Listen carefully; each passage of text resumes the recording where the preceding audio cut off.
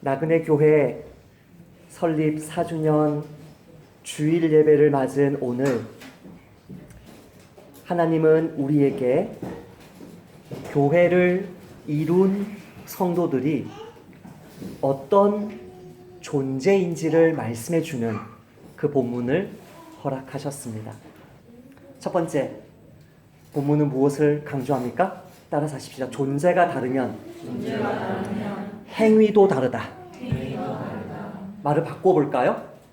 다른 존재가 다른 삶을 낳는다. 육신을 따르는 자들은 육신의 일들을 추구하고, 영을 따르는 자들은 영의 일들을 추구하기 때문이다. 앞에 for라는 단어, 영어로, 헬라어로는 가르라는 단어가 붙었기 때문에 이 5절은 설명하는 절이에요. 설명하는 절. 이 5절.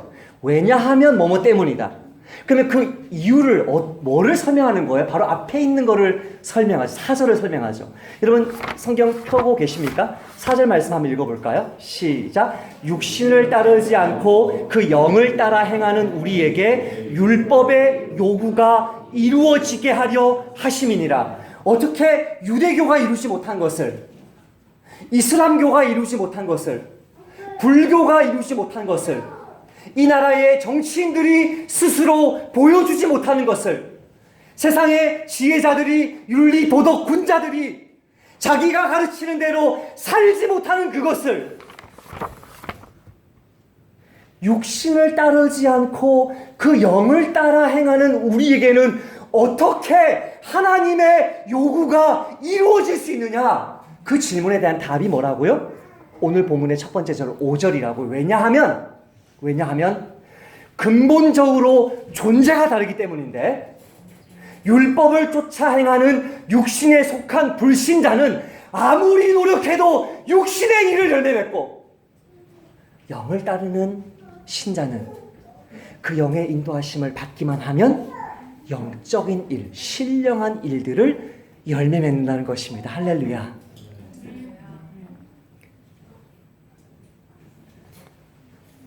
제가 성도들이 항상 말을 하는 것이 최근에 거짓말로 드러난 것이 있었죠. 여러분 언제든지 전화하세요. 제 휴대폰 꺼져 있으면 어디로 전화하면 돼요? 교회당으로 전화하면 저 반드시 있어요. 교회당 없는데 제가 어디 놀러 가면서 휴대폰 끄지 않아요. 밤이고 새벽이고 정말 여러분 위급할 때 전화하시면 되죠. 최근에 새벽 1시인가요? 전화가 왔어요. 봤더니 윤갱이에요. 그래서 너무 힘들어서 껐어요. 거의 의식적이면서 무의식적으로 끈 거예요. 사실 나중에 알고 보니까 윤갱이가 고민이 있었어요. 그 자매가 고민 있을 때 정임이가 목사님한테 전화해. 지금 당장 전화해. 새벽 시간인데. 그렇게 성령의 인도하심을 쫓아서 말을 했어요. 근데 목사님은 뭐 했어요? 꺼버렸어요. 아침에 너무나 부끄러워서 2번 거짓할 수는 없잖아요. 전화해서 유영자매 죄송합니다. 제가 꺼버렸습니다. 어찌된 일입니까? 이러했는데 우리 정임자매가 상담해줘서 다 해결됐다는 거예요. 제가 속으로 정임이가 나보다 낫네. 각본에 없는 이야기입니다. 그렇게 하려고 하지 않았습니다. 그러나 성령에 속한 자는 그 성령님의 인도하심을 받기만 하면 자연적으로 사람을 살리는 생명의 열매, 성령의 열매를 맺을 수밖에 없다는 것입니다. 존재가 다르니까요. 예수님이 이 말씀을 더 강하게 이렇게 표현하셨습니다. 니고데모에게 육으로 난 것은 육이다. 영으로 난 것은 영이다. 네가 아무리 똑똑해도, 네가 아무리 율법을 많이 알아도 육에서 난 것은 육이다. 넌 육이다, 육. 그러나 영에서 난 것은 영이다. 내가 너에게 거듭나야 하겠다 하는 말을 놀랍게 여기지 마라. 얼마나 놀랍게 여기겠어요. 여러분이 정치인들에게, 여러분이 국회의원들에게, 여러분이 예수님 안 믿는 최고의 철학자에게 당신 거듭나야만 당신 가르치는 대로 당신 스스로 살 수 있어요 말하면 얼마나 충격을 받겠어요. 내가 너에게 거듭나야 하겠다는 말을 놀랍게 여기지 마라. 바람이 임의로 불매 내가 그 소리는 들어도 어디서 와서 어디로 가는지 알지 못하나니 성령으로 난 사람도 다 그러하니라. 목사님은 언제 성령 받았어요? 물어보면 저 대답 못해요. 여러분 언제 정확하게 예수님을 여러분 속에 영접해서 성령이 여러분 안에 내주하셨는지 물어보면 여러분 대답 제대로 하지 못해요. 누가 언제 어떻게 성령으로 다시 태어났는지는 알아보기가 너무나 힘들어요. 엄마 뱃속에 태어나는 출생은 태어난 날이 있잖아요. 생일이 있잖아요. 어제 생일, 인종자매 생일, 오늘 생일, 상철 형제 생일. 이걸 4글자로 천생연분. 엄마 뱃속에서 태어난 날은 출생일이 있기 때문에 그 생일이 있단 말이에요. 근데 거듭나는 것은 하늘로부터 태어난다고 했으니까 천생인데 그 천생은 언제 어떻게 다시 태어났는지 보기가 힘들어요. 그러니까 바람이 불듯이 어디로 가듯이 분명히 불긴 불었어. 얘가 변한 거 보니까 분명히 불긴 불었어. 시간과 물질과 자기 인생과 젊음을 사용하는 그 기본 태도가 달라진 걸 보니까 성령이 불긴 불었는데 언제 그 성령이 이 사람에게 임했는지는 몰라요. 하지만 그것을 알아차리기는 어렵지만 육신에 속한 자에서 영에 속한 자로 그 존재가 바뀌지 않으면 하나님 나라에 들어갈 수도 없고 하나님 말씀에 순종할 수도 없고 하나님이 인정하시는 선을 행할 수도 없어요. 세상 사람들이 인정하는 선을 행할 수 있죠. 외식하면 되니까, 가식하면 되니까, 내 돈과 내 명예를 바꾸면 되니까. 그러나 하나님이 인정하시는 선, 중심을 꿰뚫어 보시는 하나님이 인정하시는 선은 성령 받지 못한 사람은 불가능하다. 이걸 붙들어야 돼요. 여러분 달걀 세례를 맞을 거예요. 세상에서 이 말을 하면. 그러나 성경은, 예수님은, 사도 바울은 그렇게 가르쳐요. 영국 최고의 지성인들, 도훈이가 아멘 하는 거야. 지금 도훈이가 아멘 하는 방법이에요. 영국의 최고의 지성인들 중 한 사람인데요. 친구들 사이에서 잭이라고 별명으로 불리던 클리브 스테플스 루이스가 있습니다. 이 C.S. 루이스는 1898년 11월 29일에 아일랜드 벨파스트에서 태어났습니다.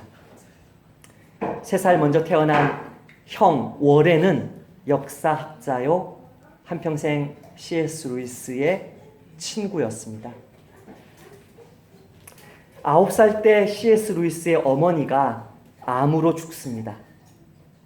우울증이었던 아버지의 우울증이 심각해지면서 그 집에 살 수 없을 정도가 되었습니다.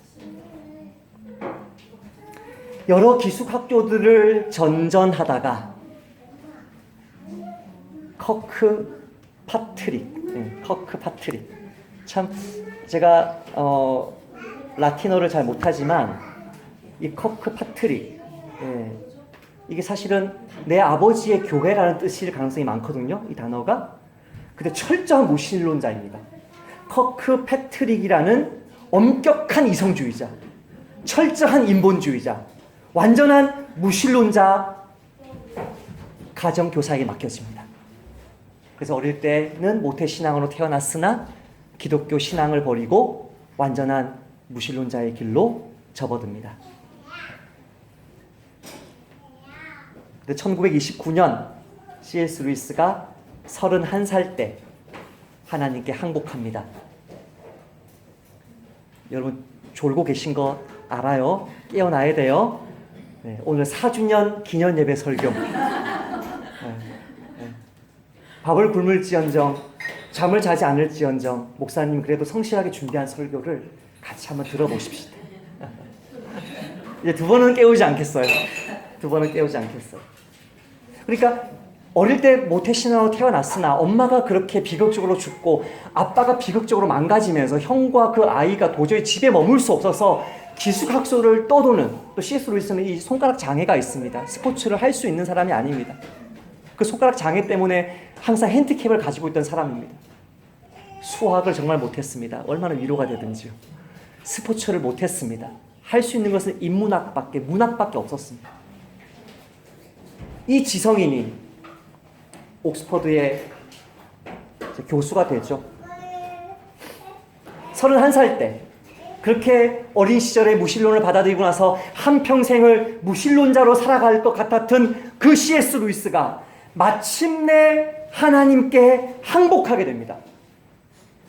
이 하나님께 항복하게 되면 C.S. 루이스의 존재가 바뀌는 과정을 한번 볼까요? C.S. 루이스는 하나님이 있을 수 있다는 사실을 어떻게 깨닫기 시작하냐면, 이게 사실 C.S. 루이스의 신학이 되는데요. 삶 속에 예기치 않은 기쁨, 예상치 못한 기쁨을 경험하면서 하나님의 존재를 생각하게 됩니다. 어린 시절에 갑자기 형이 장난감 정원을 가지고 들어왔는데 그것을 본 순간 우와, 너무나 기쁜 거죠. 자기 방에서 저 창밖의 언덕의 능선을 바라보는 순간 너무나 아름다운 거죠. 탁월한 문학소년이었기 때문에 탁월한 문학 작품을 접하면서 그 예술적인 희열을 느낄 때 깜짝 놀라는 거죠. 도대체 이 세상은, 자기가 너무나 비극적인 삶을 살았기 때문에 너무나 비극투성이고 모순투성이고 어두운 세상이고, 아빠도 우울증이었으니까 이 세상은 흑암과 같은 세상인데 어떻게 이런 흑암과 같은 세상 속에서 이런 기쁨이 있을 수 있을까? 이게 충격인 거예요, 이 아이에게. 그 기쁨의 대상들을 주목할 때마다 그 기쁨의 대상들이 루이스에게 이렇게 외치는 것 같아요. 나는 네가 찾는 그것이 아니야. 나는 그것을 상기시키는 존재일 뿐이야. 보라고. 내가 무엇을 상기시키지? 내가 어떤 분을 보여주고 있지? 그분을 보란 말이야. 그런 음성을 듣기 시작해요. 그러다가 결국 루이스는 이 세상에 흩어져 있는 기쁨의 파편들이 아니라 그 기쁨의 빛을 안겨주시는, 던져주시는 그 실체이신 하나님을 주목하게 됩니다. 자기는 이성주의자였습니다. 윤리적인 사람이라고 생각했습니다. 철저한 지성인이라고 생각했습니다. 그러나 그분 앞에 서면서 자기의 내면을, 그 대학 기숙사에서 교수 연구실에서 싱글이었으니까 깊이 자기 내면을 들여다보면서 자기가 누구인지 보게 됩니다. 31살에. 나는 처음으로 지극히 실제적인 목적을 가지고 자신을 점검해 보았다. 그 결과는 경악스러웠다. 정욕의 우리, 야망의 도가니, 두려움의 온상, 애지중지, 각군, 증오의 하렘은 무슬림 여자들이 거하는 가장 깊은 방을 하렘이라 그래요. 자기 마음속 가장 깊은 방에 증오가 애지중지 가꾸어져 있는 것을 보았던 거죠. 나의 이름은 C.S. 루이스가 아니라 군대였다. 군대 귀신. 육신의 생각은, 오늘 보면 7절 말씀입니다. 육신의 생각은 하나님과 원수가 되나니 이는 하나님의 법에 굴복하지 아니할 뿐 아니라 할 수도 없음이라. 내가 육신에 속한 사람이구나. 지성인이 아니라. 그것을 깨닫게 됩니다. 결국 루이스는 자기가 평소에 사냥개라고 불렀던 하나님을 향해 사냥개라고 불렀거든요. 루이스가. 자기가 평소에 사냥개라고 불렀던 사냥개처럼 자신을 끊임없이 31살 되도록 끊임없이 자기 뒤를 쫓아오신 하나님께 항복했습니다. 문학자요 철학자니까 헤겔, 위대한 철학자죠. 헤겔의 숲에서 쫓겨난 여우가 이 철학에 답이 없구나, 문학에 답이 없구나. 그래서 거기를 그 자리에서 쫓겨난 여우가 아무것도 없는 들판을 내달리고 있는데 세상에 온갖 괴로움을 짊어진 채 더럽고 지친 몸으로 도망치는 그 여우의 뒤를 사냥개들이 바짝 쫓고 있었다. 하나님은 자신의 목적, C.S. 루이스를 구원하시려는 그 자신의 목적을 위해서라면 그 무엇도 마다하시지 않는 분이셨다. 하나님이 집요한 게 C.S. 루이스를 쫓아오는 거죠. 모들린의 방, 옥스퍼드의 여러 대학들 중에 하나입니다. 모들린의 방에 혼자 있을 때 일만 잠시 놓으면 그토록 피하고 싶어 했던 그분께서 한치의 양보도 없이 꾸준히 나에게 다가오고 계신 것을 밤마다 느껴야 했다. 나의 처지를 상상해 보기 바란다. 내가 너무나 두려워했던 그 일이 마침내 일어나고야 말았다. 1929년 여름 학기에 나는 드디어 항복했고 하나님께서 하나님이시라는 사실을 인정했으며 무릎을 꿇고 기도했다. 마지못해서 억지로. 아마 그날 밤의 회심은 온 영국을 통틀어 가장 맥 빠진 회심이자 내키지 않은 회심이었을 것이다. 하나님께서 얼마나 겸손하신지 이런 조건에 회심자까지 받아주신다. 성경에 나오는 탕자는 제 발로 집을 찾아왔다. 그러나 끌려가는 와중에도 발길질하고 몸부림치며 화를 내면서 사방을 두리번거리며 도망칠 기회를 찾는 탕자에게도 하늘의 문을 활짝 열어주시는 그분의 사랑을 그 누가 찬양하지 않으랴. 하나님의 준엄함은 인간의 온화함보다 따뜻하다. 그분의 강요는 우리를 해방시킨다. 그렇게 C.S. 루이스가 하나님의 존재 앞에 무릎 꿇습니다. 1929년에. 그 하나님이 예수 그리스도 안에서 그분의 십자가와 부활에서 발견하는 하나님이라는 사실은 알지 못하고 그분께 항복만 합니다. 1929년에. 그리고 2년 뒤인 1931년에 동료, 교수요, 친구요, 복음주의 카톨릭 교인이었던 J.R.R. 톨킨과 긴 밤을 성경에 대해서 반지의 제왕 쓴 사람, 긴 밤을 성경에 대해서 대화하고 나서 비로소 기독교 신앙의 핵심인 예수 그리스도의 십자가 대속 죽음과 그분의 육체적 부활을 믿게 됩니다. 그리고 C.S. 루이스는 거듭난 그리스도인으로 1931년도부터 복음주의 그리스도인으로 내가 이 하나님을 위해서 할 수 있는 것이 무엇일까? 나 같은 사람을 주님께로 인도해야 되겠구나. 교회 밖에 있는 무신론자들, 교회 밖에 있는 회의론자들, 교회 밖에 있는 불신자들에게 예수님을 믿는 이 기독교 신앙을 정말 매력적으로 합리적으로 성경 그대로 증언하는 것이 나의 부르심이구나. 그때 33살 때부터 완전히 변화된 삶을 삽니다. 어떻게 그게 가능했습니까? 존재가 육신에 속한 자에서 영에 속한 자로 존재가 바뀌었기 때문에. 그 뒤로 C.S. 루이스는 하나님의 영광을 그냥 성령님이 인도하시는 대로 순종하다 보니까 그것이 수십 번의 책, 수백 번의 설교와 강연이 되어서 2차 대전 가운데 쓰러져 있는 수많은 장병들뿐만 아니라 영국 전체, 전 세계에 예수님을 전하는 사람이 되었습니다. 누가 하신 일입니까? C.S. 루이스 안에 찾아오신 성령님이, 하나님의 영이, 그리스도의 영이 하신 일입니다. 바로 이것입니다. 육으로 난 것은 육이고 영으로 난 것은 영입니다.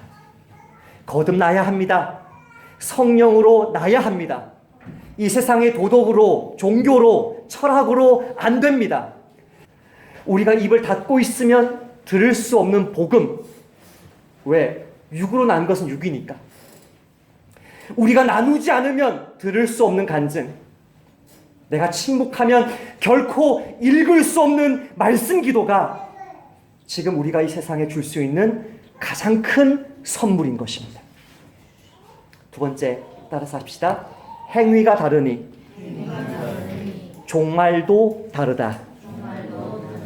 이것을 다른 말로 말하면 뿌린 대로 거둔다는 것입니다. 6절, 7절, 8절 말씀 같이 읽어보십시다. 시작. 육신의 생각은 사망이요 영의 생각은 생명과 평안이니라. 육신의 생각은 하나님과 원수가 되나니 이는 하나님의 법에 굴복하지 아니할 뿐 아니라 할 수도 없습니다. 육신 혹은 영의 존재가 되는 것은 사소한 문제가 아닙니다. 엄청난 영원히 지속될 결과를 만들어냅니다. 하나는 사망이고 하나는 생명과 평안입니다. 어마어마한 결과를 만들어냅니다. 존재가 다르면 행위가 달라지고 행위가 다르면 영원한 운명이 달라지는데 존재가 하나님의 백성이고 성령을 받은 존재인데 그 성령님을 쫓아서 행하지 않으니까 삶 속에서 온갖 불신자와 비슷한 삶의 열매들이 맺혀지고 그로 인한 가시들이 그 사람의 인생을 찌르고 또 찌르는 거예요. 다이앤 코머라는 여인이에요. 성실한 아빠 엄마 밑에서 컸어요. 아빠가 열심히 일해서 독일의 프랑크푸르트, 그런 독일의 아름다운 도시에서 국제학교에서 인터내셔널한 그런 교육 받으면서 너무나 많은 친구들을 사귀었어요. 그러나 예수님을 알지 못했다고 해요. 그러다 미국에 왔는데 유명한 복음주의자 빌리 그레함 목사님을 만나게 됩니다. 그 빌리 그레함 목사님 교회에서 예수님을 만나게 되고 착한 교회 여자로 큽니다. 규칙을 잘 지키는 사람, 율법을 잘 지키는 사람, 주일 성수 잘 하는 사람, 발랑 까진 여학생들처럼 살지 않고 조숙하게, 조신하게 사는 그런 크리스찬 여자로 살았습니다. 19살에 10몇 살 많은 남편을 만납니다. 그 남편은 찬양대 인도자였다고 합니다. 그 남편이 찬양대에서 찬양을 가르치고 나서 특송을 가르치고 나서 시간이 남을 때마다 성경 말씀을 전해줬는데 그렇게 멋있을 수가 없었답니다. 그 남편이 무슨 책을 소개하면 책 사보고 성경 암송 이야기하면 성경 암송 카드를 적으면서 19살에 한눈에 반해서 결혼했습니다. 그리고 26살에 아이를 셋이나 낳았습니다. 나중에는 아이가 4명 되는데요. 아이가 3명 있는 26살 다니의 이 다이앤 코머라는 이 자매가 갑자기 고난이 찾아오면서 자신 속에 있는 실체가 드러납니다. 점점 사람들의 말소리가 들리지 않고 전화벨 소리를 듣지 못하고 사람들 말하는 것을 무슨 말인지 알지 못하는 그 자기의 청력을 상실하면서 그 속에 있는 어마어마한 분노가 터져 나옵니다. 엄청난 분노, 엄청난 절망과 두려움, 자기 연민, 자아숭배, 분노를 터뜨릴 때마다 무너져버리는 자기의 삶, 그로 인해 찾아오는 극도의 육체적인 피로감, 고립감, 사람들을 만나기 싫어하는 마음들이 이 자매의 삶을 에워싸버립니다. 여러분 묻겠습니다. 다이앤 코머는 예수 믿는 사람이었습니까? 예수 믿는 사람이었습니다. 10대 때 목사님이 설교 끝나고 예수님 믿을 사람 나오라고 했을 때 성령님이 이끄신 것처럼 벌떡 일어나 나가서 울면서 예수님 영접하고 콧물 흘리면서 예수님 만난 사람입니다. 그러나 한 번도 성령님에게 자기 삶의 주권을 내어드린 적이 없습니다. 자기 남편은 성가대 인도자로, 찬양 인도자로, 그러다가 찬양 목사로 점점점 교회 사역을 해나가는데 자기는 완전히 고립되어서 어마어마한 분노 속에 살아갑니다. 그러다가 어느 날 성경 말씀 묵상하다가 이 자매가 참 재밌어요. 여러분 부탁합니다. 따라서 합시다. 마음이 메말라도 말씀 기도는 하자.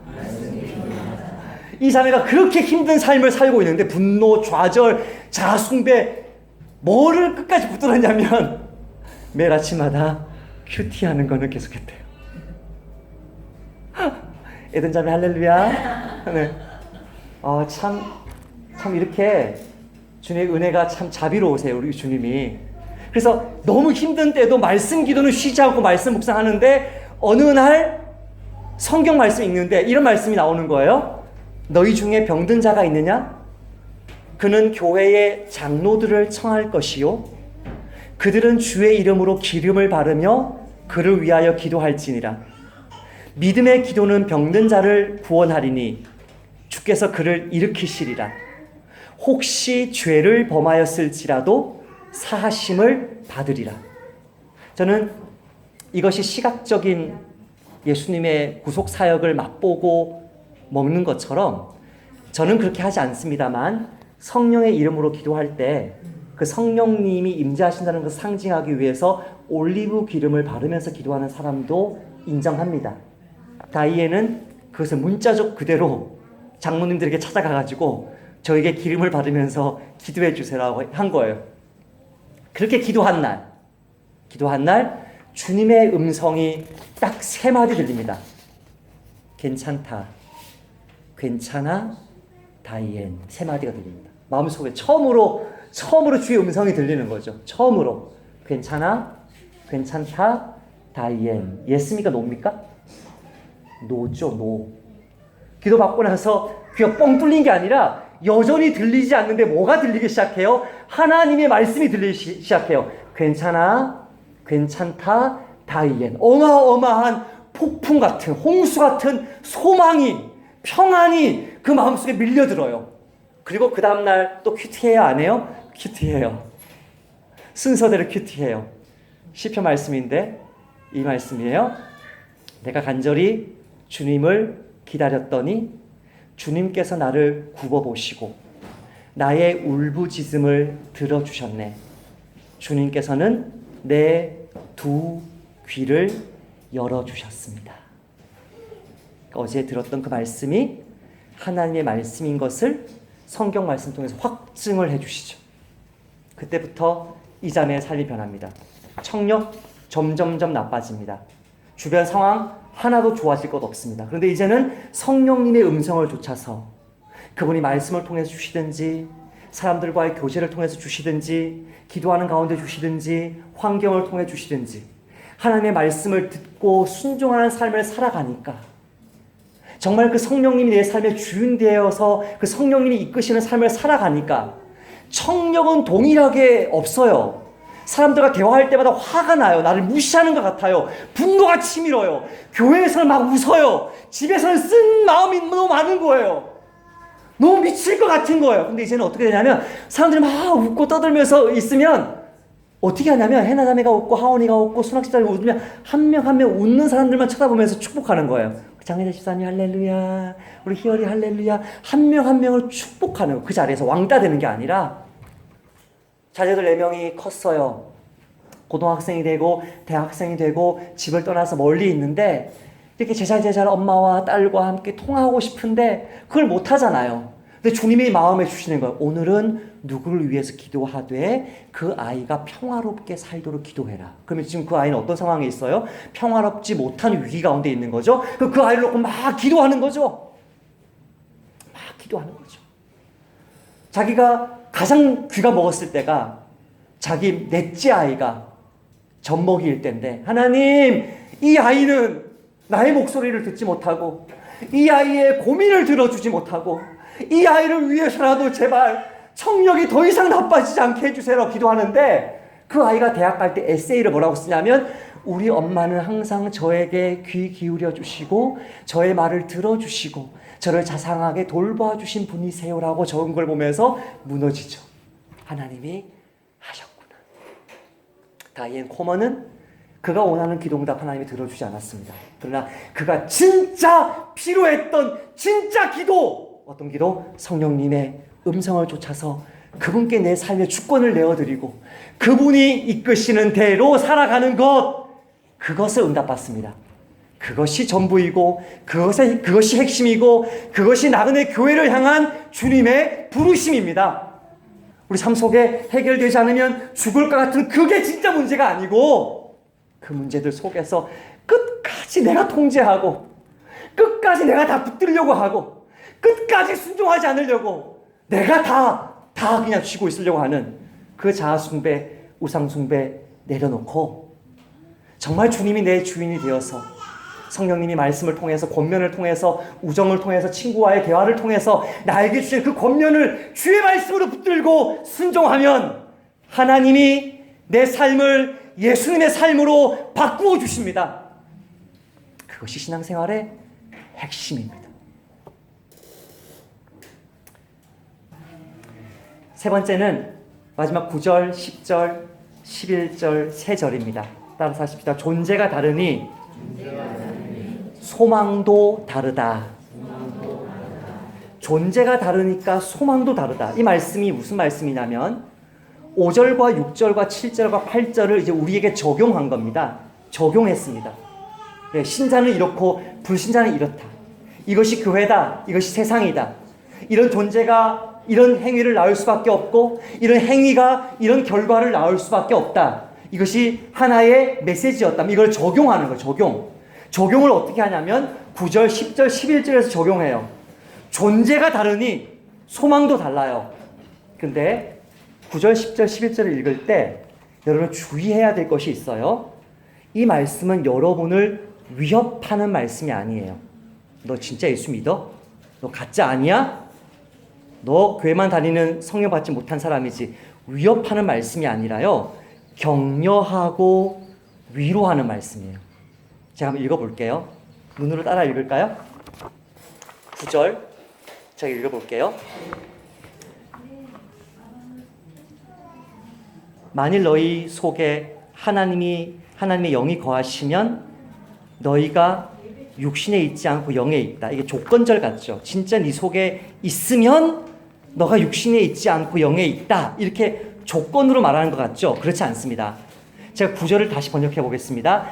그러나 따라서 그러나 너희는 육신 안이 아니라 영 안에 있다. 하나님의 영이 너희 안에 사시니 말이다. 이건 정죄하는 게 아니에요. 여러분을 감별하는 말씀이 아니에요. 여러분을 격려하는 거예요. 그러나 너희는 8절에 육신에 있는 자들은 하나님 기쁘시게 할 수 없고 하나님과 원수되었는데 그러나 너희는 반대되는 존재다. 그러나 너희는 육신 안에 있는 것이 아니라 영 안에 있다. 하나님의 영이 너희 안에 사시니 말이다. 너희들은 하나님의 사람인데 그리스도의 사람인데 어찌 그리스도의 영이 그 안에 거하지 않겠느냐. 10절 그러나 또 그리스도께서 너희 안에 계시니 비록 몸은 죄로 말미암아 죽은 것이나 영은 의로 말미암아 살아있는 것이라. 예수를 죽은 자 가운데 살리신 이의 영이 너희 안에 거하시니 그리스도 예수를 죽은 자 가운데서 살리신 이가 너희 안에 거하시는 그의 영으로 말미암아 너희 죽을 몸도 살리시리라. 우리를 격려하는 말씀이에요. 우리를 세우는 말씀이에요. 우리를 위로하는 말씀이에요. 낙심하지 말라는 거예요. 절망하지 말라는 거예요. 뒤로 물러서지 말라는 거예요. 여러분 뭐가 걱정입니까? 성령님이 내 안에 거하시는데 정말 뭐가 걱정입니까? 우리의 형편은 너무나 보잘것없고 우리의 형편은 세상 사람들, 돈 많은 사람들, 건강한 사람들, 잘난 사람들보다 형편없어도 내 안에 성령님이 거하시는데 뭐가 걱정입니까? 그 성령님이 내 삶을 새롭게 하시고 놀랍게 예수님 삶처럼 변화시켜 주시고 내가 어찌할 수 없는 이 죽을 몸까지 살려주시는데 걱정할 것이 무엇이 있습니까? 1898년에 태어났던 C.S. 루이스의 최후의 모습 나누고 말씀을 맺겠습니다. 1963년 7월 14일 루이스는 더 이상 주일 예배에 참석할 수 없을 정도로 몸이 약해졌습니다. 나이 66살에. 그 다음날 그는 자신이 거하던, 자녀가 없었으니까요, 자기가 거하던 요양소로 정기검진을 받으러 갔다가 혼수 상태에 들어갑니다. 하루 종일 24시간 혼수 상태에 빠집니다. 의사들은 루이스가 더 이상 회복하지 못하고 죽을 거라고 예상했습니다.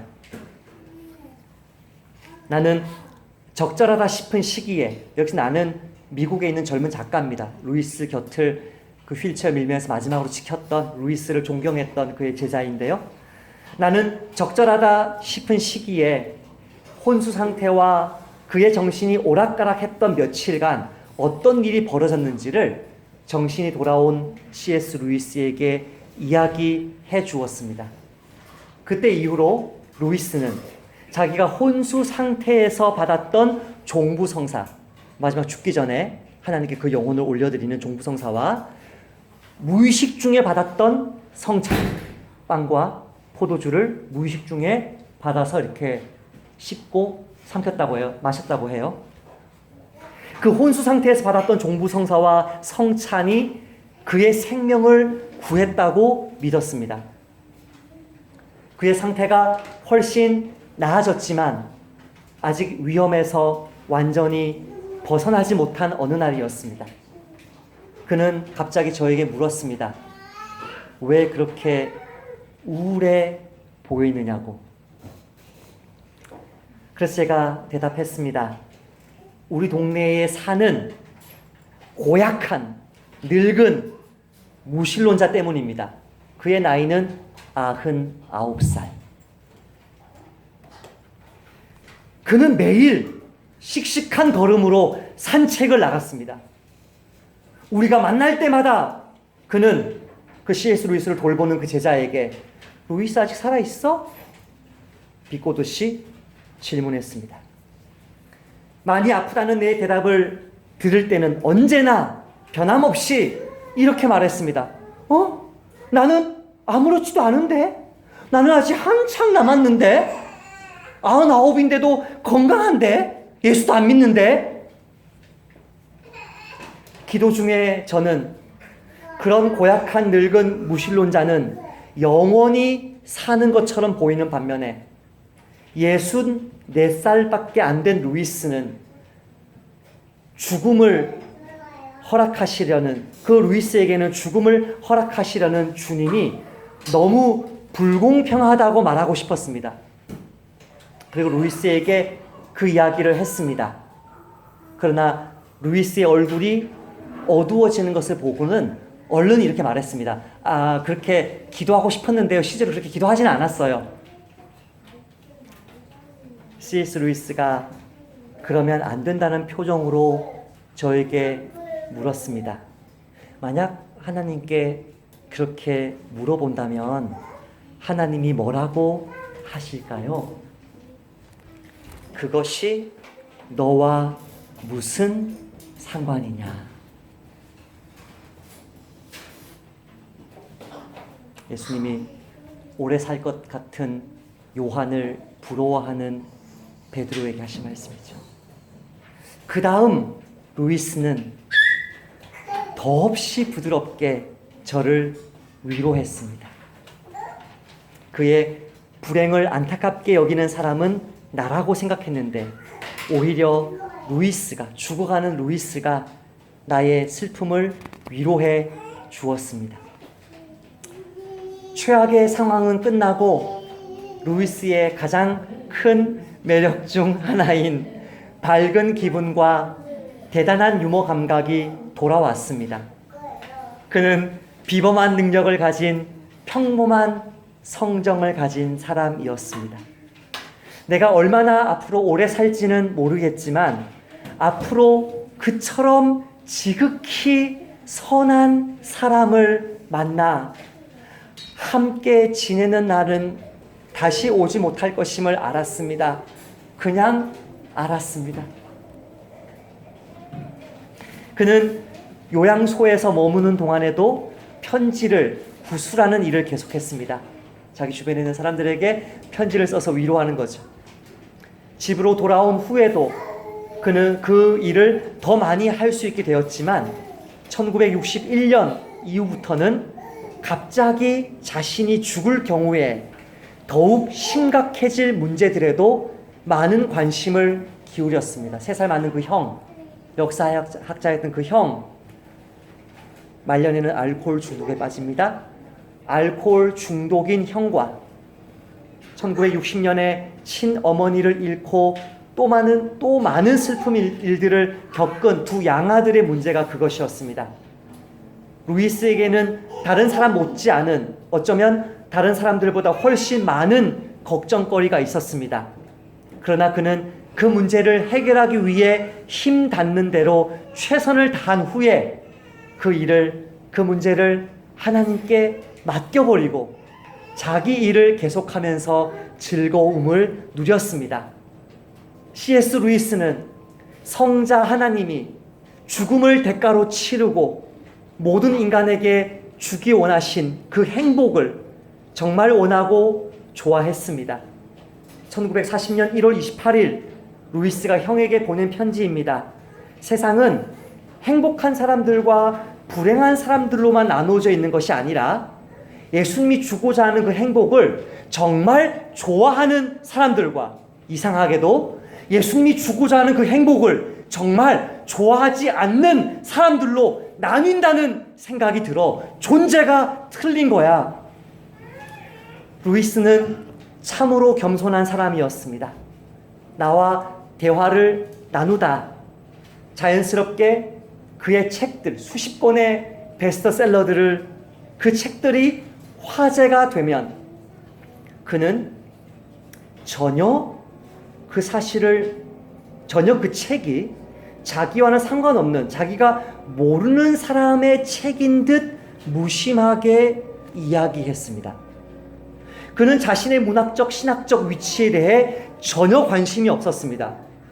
어느 날 저녁, 저는 그의 이런 태도가 자연스럽게 다가왔습니다. 별 생각 없이 나는 루이스에게 그의 의도와 무관하게 그의 책들을 통해 당신이 지금 이 세상에서 숭배를 받고 있다는 사실을 의식한 적이 있느냐고 물었습니다. 그의 조용하고 나지막한 대답에는 이제까지 내가 누구에게서도 볼 수 없었던 겸손이 담겨 있었습니다. 그 생각을 안 하려고 매우 주의한다네. 잠시 집, 정원, 전 우주가 숨을 죽이는 듯 했고 우리는 한참 후에야 다시 이야기를 계속했습니다. 그렇게 루이스는 1963년 11월 22일 갑자기 죽었습니다. C.S. 루이스에게는 저와 여러분이 가진 것보다 더 많은 문제들이 있었습니다. 그러나 C.S. 루이스는 그것들 때문에 낙심하지 않았습니다. 존재부터 다르기 때문에 열매가 너무나 다를 수밖에 없고 그 열매 가운데, 그 존재 가운데 C.S. 루이스를 기다리고 있는 어마어마한 소망이 있었기 때문에 자기를 조롱하는 99세 무신론자의 그 도발에도 흔들림 없이 그것이 너와 무슨 상관이냐, 그 예수님 말씀 붙들고 겸손하게 끝까지 다른 사람 섬기면서 주님 앞에 섰습니다. 저 여러분의 많은 삶의 문제들이 있습니다. 무엇이 걱정입니까? 무엇이 문제입니까? 우리 안에 성령님이 계십니다. 그 성령님이 내 삶을 바꾸어 가실 것입니다. 그 성령님이 내 삶 속에서 순종한 그 어마어마한 놀라운 아름다운 삶에 기쁘고 행복하고 이 세상 그 무엇으로 바꿀 수 없는 놀라운 복을 주실 것입니다. 그 복에 기뻐하고 만족하며 겸손하게 이 땅에서의 나그네 삶을 살아가시는 저와 여러분 되시기를 축복합니다. 사랑의 주님, C.S. 루이스처럼 사도 바울처럼 지난 2000년 역사 속에 무수히 아름다운 주님의 그 종들처럼 끝까지 나그네로, 끝까지 본향 찾는 자로, 끝까지 더 나은 본향을 사모하는 자로 그렇게 믿음대로 살고 믿음대로 죽어서 이 세상의 삶이 전부가 아니요 영원한 기쁨의 실체가 우리를 기다리고 있음을, 하나님이 우리를 위해 진짜 우리의 본향을 예비해 두셨음을 증언하는 우리 나그네 교회 될 수 있도록 복 내려 주옵소서. 예수님 이름으로 기도하옵나이다.